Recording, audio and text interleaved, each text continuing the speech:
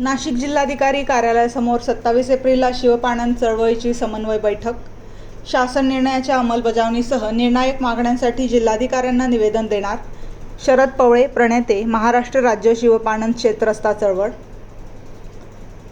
नाशिक प्रतिनिधी बिका पवार, नाशिक. शिवपाणंद शेतरस्ता चळवळीच्या पुढाकारातून 27 एप्रिल रोजी नाशिक जिल्हाधिकारी कार्यालयासमोर महत्त्वपूर्ण समन्वय बैठक आयोजित करण्यात आली आहे.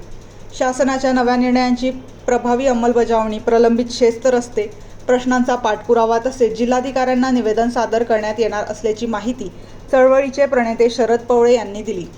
मुख्यमंत्री बळीराजा शेत पाणंद रस्ते योजना अंतर्गत शेतकऱ्यांना आता रस्त्यासाठी कोणताही खर्च करावा लागणार नाही. अतिक्रमण करणाऱ्यांना 7 दिवसांची नोटीस देऊन त्यानंतर तहसीलदारांमार्फत कारवाई केली जाणार आहे.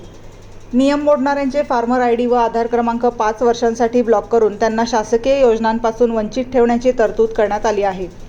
याशिवाय शेतरस्त्यांचे सीमांकन, अधिकृत नोंदणी, 7/12 नोंद तसेच स्वेच्छेने दिलेल्या जमिनीवर रस्ते उभारण्याची प्रक्रिया राबवली जाणार आहे. या निर्णयामुळे शेत तिथे रस्ता हा हक्क अधिक मजबूत होत असून शेतमाल वाहतूक सुलभ होऊन ग्रामीण भागातील शेतीला गती मिळणार आहे. मात्र या सर्व निर्णयांची प्रत्यक्ष अंमलबजावणी व्हावी यासाठी निवेदनाद्वारे ठोस मागणी करण्यात येणार असल्याचे शरद पवळे यांनी प्रसार माध्यमांना सांगितले. शिवपाणंद चळवळीच्या सातत्यपूर्ण पाठपुराव्यानंतर शासनाने महत्त्वपूर्ण निर्णय घेतले असले तरी जिल्हा, तालुका व ग्राम पातळीवर त्यांनी अपेक्षित अंमलबजावणी होत नसल्याची भावना व्यक्त होत आहे. त्यामुळे शेतकऱ्यांच्या हक्कावर अन्याय होत असून प्रशासनाने तातडीने कार्यवाही करावी या मागणीसाठी हे निवेदन सादर करण्यात येणार आहे, असे शरद पवळे यांनी सांगितले.